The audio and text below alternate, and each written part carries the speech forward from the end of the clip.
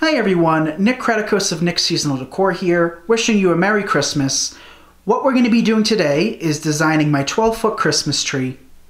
This tree is in my main room, so this is the tree that all of our guests will be seeing, and this room is where we spend most of our time, so we really want to make it grand and spectacular. So I plugged in the lights and made sure all of them were working, and unfortunately a few strands were broken. So what I did is I went ahead and purchased about 600 to 700 lights from Lowe's. They came in a pack of 100, and what I did is I ran them into the tree where the branches didn't have lights or the lights were dead. And the way I did that is I made sure that I tucked them deep within the center of the tree and then brought the lights towards the surface. That way there's some depth and some motion to it, and you're not going to be able to see the cords during the day or when the tree's unlit. So make sure that you add some depth by putting the lights close to the center and working your way out. But let's get started. So what I always do is I decorate my trees without the lights on. That is how I get my trees to look balanced and everything looks perfect that way. So I make sure I turn my lights off and I have the tree all fluffed out. So what I'm going to do is I'm going to show you guys exactly what I did to prep this tree for decorations, for ornaments, for picks, for all the glitz and glam. So as you can see right here, you can see the cord, and that is something we don't really want to see. When the tree is all lit up, it truly doesn't make a difference because it's going to be beautiful and lit. But during the day, when you can see imperfections, you really don't want to be seeing the cords. So what I always do, like I said before, is I tuck them from the center and work my way out. So just by hiding them a little bit, you're not going to be able to see those ugly cords.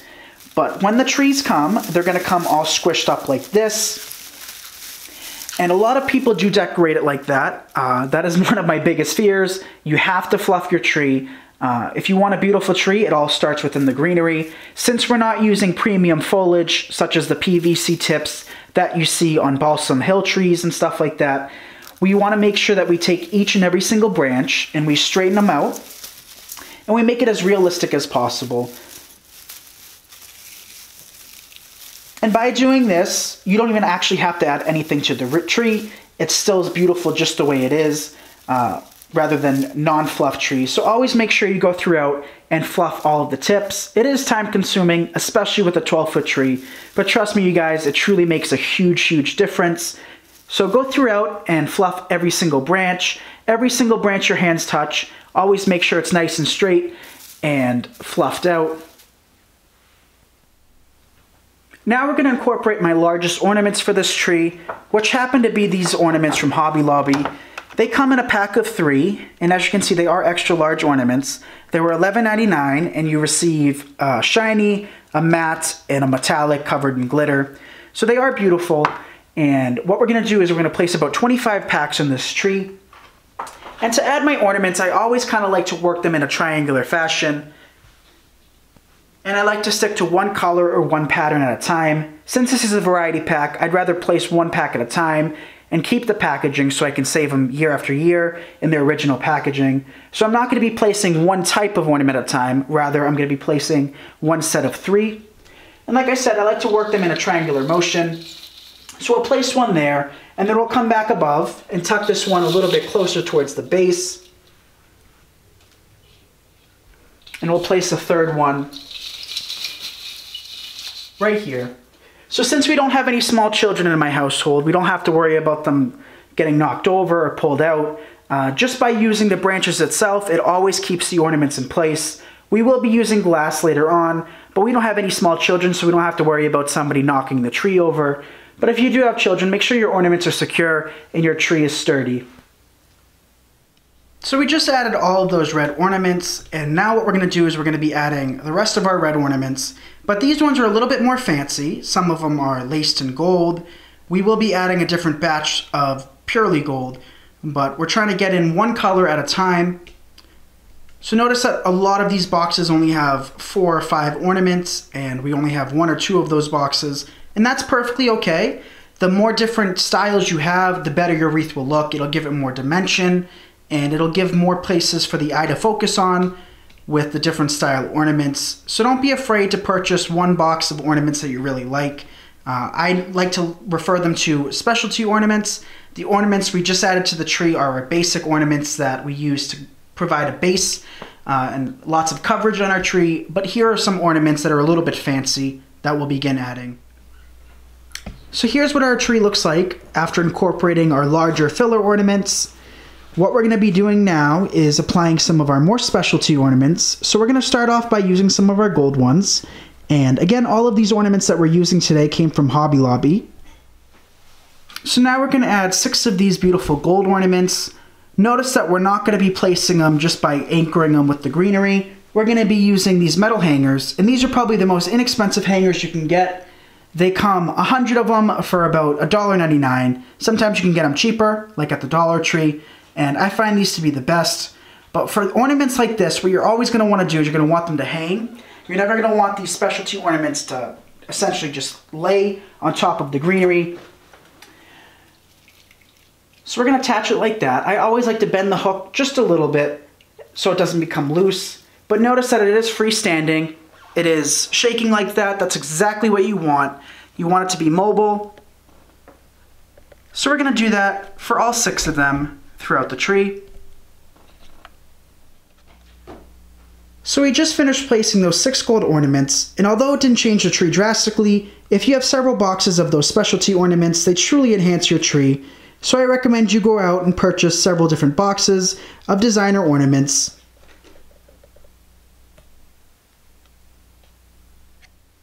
So rather than design on the entire 12-foot tree, I thought we would break it up into smaller little clusters. So we're going to design in this portion right here and apply the same technique and the same ornaments throughout the entire tree. That way you guys got a nice up close and personal view of what we're doing. So let me zoom in a little bit. We're going to be using this specialty ornament from Hobby Lobby. We picked up 2 boxes of it, and each box contained 4 ornaments. So as always, when we place this, we want it to hang. So just manipulate the branches so that it hangs just like that.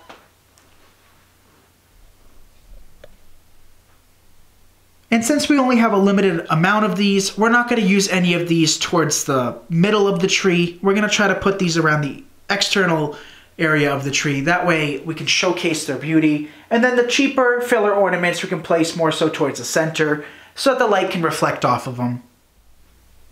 We just finished placing those 8 specialty ornaments, and as you can see, it's starting to fill in a lot more. We still have a lot more of these ornaments to be placing, but I just want to take you guys step by step and show you what the tree looks like as we add each individual ornament.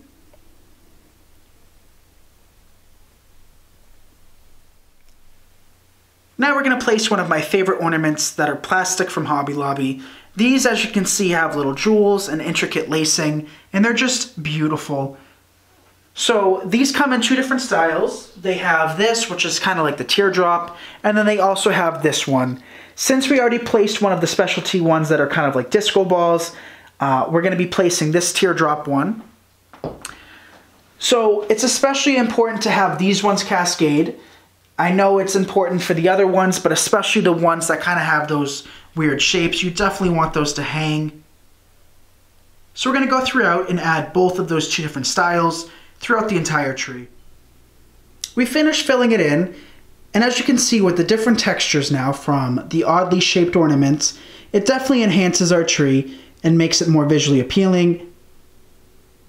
I forgot to take note that there is a different style, so each box contains 2 of the same ornament, and the different style for the other one is this one in the middle of the screen right now, which is this one. So now we're going to place a different ornament and begin filling the tree in a little bit more. Now we're going to work in a different ornament that looks even more so like a disco ball. And this ornament comes in 3 different styles, just like the last one, but this version's solid red. So we're going to place that oddly shaped one right here. Again, we're trying to create that cascading look, or essentially the ornaments are hanging by themselves. We don't want any interference. So as you can see, when we shake the tree, the ornaments kind of sway a little bit, which is exactly what we want. So now we're going to go throughout the entire tree and begin adding those dark red ornaments.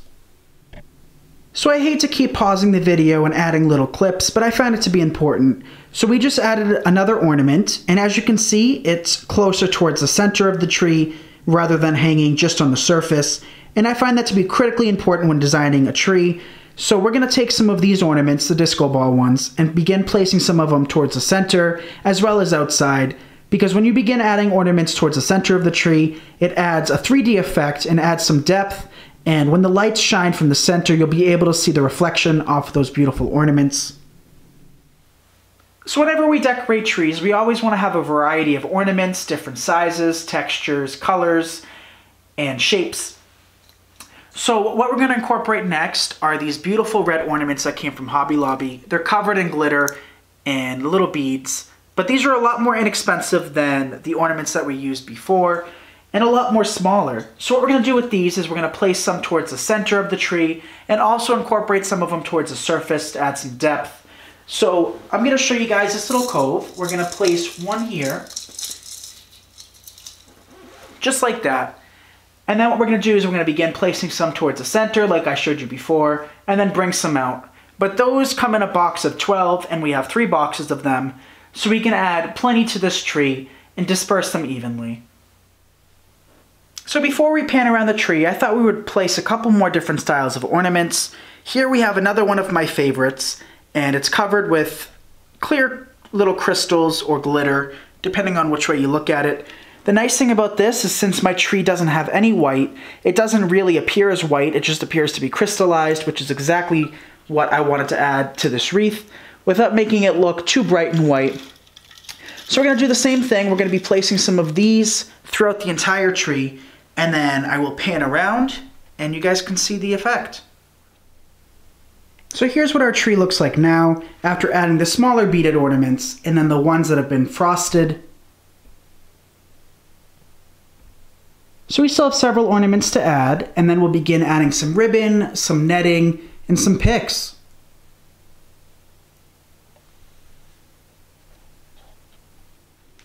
So now we're going to place another one of my favorite ornaments, and you're going to hear me say that about practically every one of these ornaments because they all are so beautiful and unique in their own way. So we're going to place this one right here, and the unique part about this tree is that there's some branches that extend further out than other branches, so you can hang some of your designer ornaments on those, and they definitely showcase on the tree because they extend further out than the entire tree itself. But notice that we did take this ornament and placed it in front of a cheaper, larger ornament. So make sure you do layer. So we place some of them more so towards the inside, and then we'll come back on the outside and place one in front of it, and it just gives it some depth. So now we have some of these ornaments that are covered in little jewels. So let me zoom in and you guys can see a little bit better. So these are very, very pretty. And what we're going to do to showcase all of the jewels is we're essentially just going to let them sit just like that. Again, for a friendly reminder, if you have kids, you might want to secure them. Even though they are shatterproof, you don't really want your kids to be able to get to them. But notice that we're placing ornaments in front of ornaments, and I know I said that before, but I do find it to be critical to have different points of view and different layers. But also what we're trying to do is evenly balance all of the larger ornaments within the middle of the tree, which are these ones that are a little bit closer towards the center. But as we work up our wreath, we're going to be using that ornament that we just placed right there, more so towards the top. And the reason being is you want them to gradually get smaller towards the top. So as we work our way up, the smaller ornaments that I've been showing you, I'm placing the majority of them towards the surface and saving the larger ones for the bottom. And if there's something more ornate and more expensive, typically place that at eye level or just below eye level, just so that you can fully see the beauty of the ornament. But keep in mind you want your smaller ornaments towards the top of the tree and your larger ornaments towards the base or deep within. So this is the next ornament we'll be adding to the tree. We only have 4 of these, so we'll be sure to evenly distribute them throughout the entire tree. But the nice thing about this is that it adds different texture. We haven't used an ornament like this so far, and it is rather large. So we'll be sure to place it on the tips since we are trying to showcase it rather than hiding it in the center.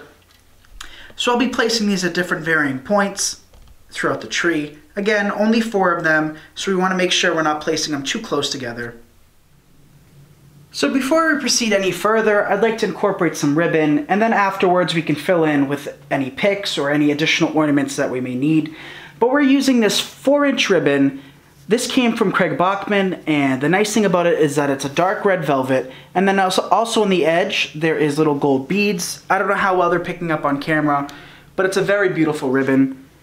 So what we're going to be doing now is what I call the Tootsie Roll effect. We're going to pinch about 4 or 5 inches down. We're going to gather, we're going to place it right here, and then what we can do is we can lift off the ornament that may be in our way just for a second. That way we can get our ribbon in place, and then this is where we get that Tootsie Roll effect. We're going to run in a length of it, we're going to pinch once again and place by removing the ornament again.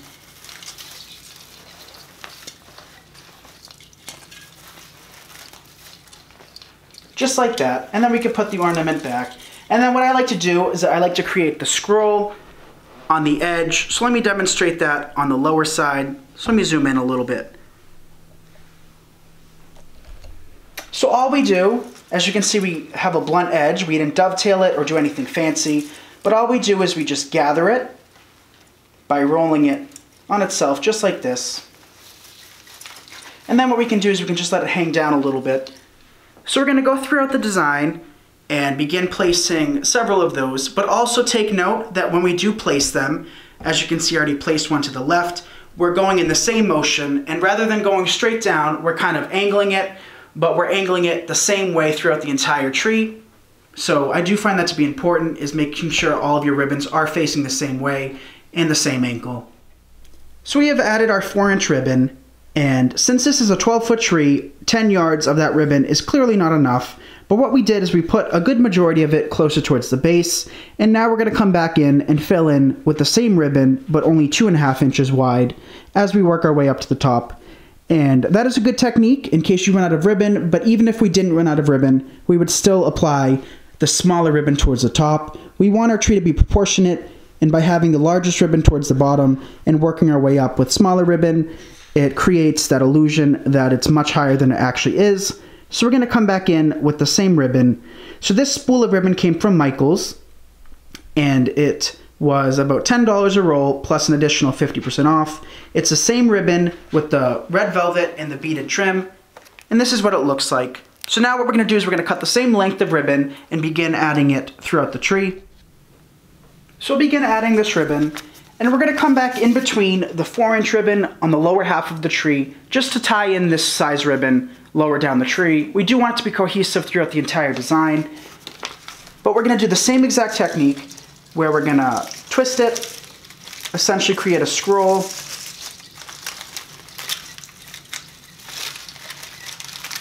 and then angle it the same way.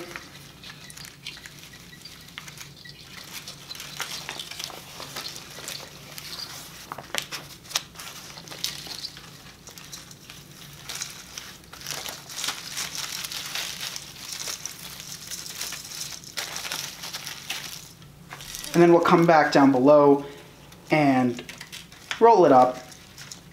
Keep in mind all of my rolls are on the same side.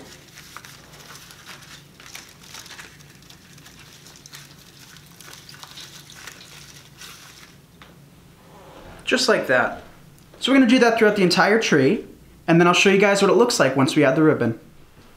So we just finished adding the ribbon to the tree, and as you can see, it's all angled the same direction, which I find to be critical in designing for trees.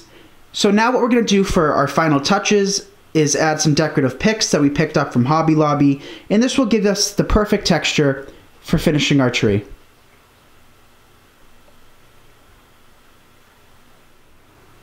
Now we're going to begin adding some of these decorative picks that we picked up from Hobby Lobby. What we did is we broke them down into individual pieces, so each branch comes with 3 pieces. And what we're going to do is we're going to lift some of the ornaments. As you may recall, we placed some of them just by shoving them in there and using the surrounding branches to anchor them in. So by lifting those ornaments and placing these decorative picks right on top, it stabilizes them and holds them in place. So we're going to go throughout the entire tree and begin adding some of those. So we just finished adding those decorative picks from Hobby Lobby to the tree, and we did divide them into 3 separate pieces, and as you can see, it truly does make the red and green pop.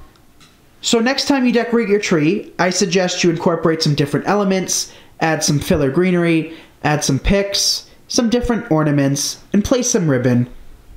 Notice we didn't decorate the back of this tree. If we did, we would have to double the ornaments and the ribbon, and it's just not worth it, expense-wise and time-wise. But here's our finished tree.